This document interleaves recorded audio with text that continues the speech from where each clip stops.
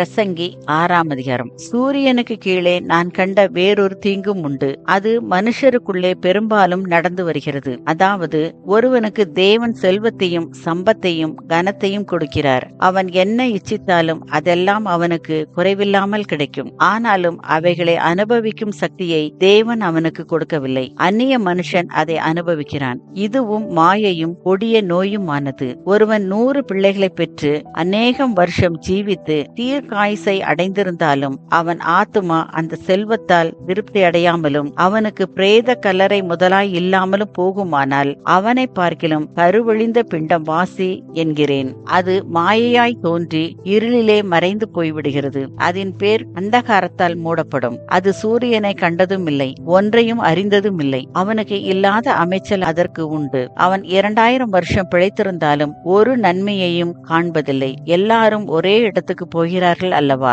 மனுஷன் படும் பிரயாசம் எல்லாம் அவன் வாய்க்காகத்தானே, அவன் மனதுக்கோ திருப்தி இல்லை. இப்படி இருக்க மூடனை பார்க்கிலும் ஞானிக்கு உண்டாகும் மேன்மை என்ன?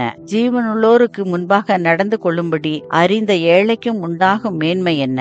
ஆசையானது அலைந்து தேடுகிறதை பார்க்கிலும் கண் கண்டதே நலம். இதுவும் மாயையும் மனதை சஞ்சலப்படுத்துகிறதுமாயிருக்கிறது. இருக்கிறவன் எவனும் தோன்று முன்னமே பேரிடப்பட்டிருக்கிறான். அவன் மனுஷன் என்று தெரிந்திருக்கிறது. தன்னிலும் பலத்தவரோட போராட அவனால் கூடாது. மாயையை பெருக பண்ணுகிற அநேக விசேஷங்கள் உண்டாயிருக்கிறபடியால் அதனாலே மனுஷருக்கு பிரயோஜனம் என்ன? நிழலை போன்ற மாயையான தன் ஜீவ காலத்தை போக்கும் மனுஷனுக்கு இந்த ஜீவனில் நன்மை இன்னதென்று அறிந்தவன் யார்? தனக்கு பின்பு சூரியனுக்கு கீழே சம்பவிக்கும் காரியம் இன்னதென்று மனுஷனுக்கு அறிவிப்பவன் யார் என்பதே. ஆமேன்.